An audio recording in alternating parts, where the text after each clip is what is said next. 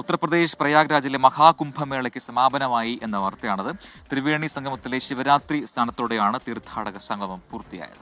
64 കോടിയിലേറെ തീർത്ഥാടകർ മഹാകുംഭമേളയിൽ പങ്കെടുത്തുവെന്നാണ് ഉത്തർപ്രദേശ് സർക്കാരിന്റെ കണക്ക്.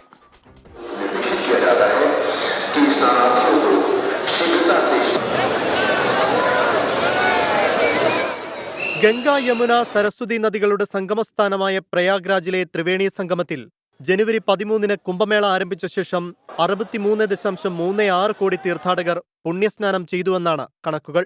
കഴിഞ്ഞ 10 ദിവസങ്ങളിൽ പ്രതിദിനം 1.25 കോടിയോളം തീർത്ഥാടകർ സ്നാനത്തിനെത്തി. അവസാന ദിനമായ മഹാശിവരാത്രി സ്നാനത്തിനായി 2 കോടിയോളം തീർത്ഥാടകരെയാണ് പ്രതീക്ഷിച്ചത്. എന്നാൽ അതിലുമേറെ തീർത്ഥാടകർ ത്രിവേണി സംഗമത്തിൽ എത്തി. വളരെ സുഖമുള്ളൊരു അനുഭവമാണ്. ഒരുപാട് സന്തോഷം.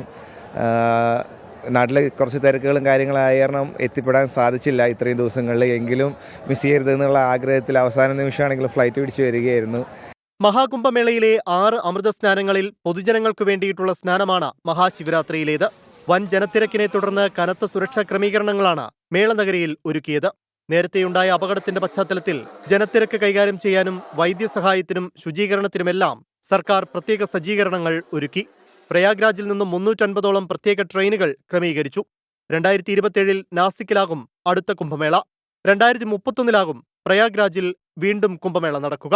കഴിഞ്ഞ 45 ദിവസങ്ങൾ ജനസഹസ്രങ്ങളാണ് ഈ ത്രിവേണി സംഗമത്തിലേക്ക് ഒഴുകിയെത്തിയത്. 144 വർഷങ്ങൾക്ക് ശേഷമുള്ള മഹാകുംഭമേളയ്ക്ക് ശേഷം ഇനി മറ്റൊരു കുംഭമേളയ്ക്കായുള്ള കാത്തിരിപ്പിലാണ് പ്രയാഗ്രാജ്. പ്രയാഗ്രാജിലെ ത്രിവേണി സംഗമത്തിൽ നിന്നും ആശിഷ് മട്ടുവിനൊപ്പം ബൽറാം നെടുങ്ങാടി, 24.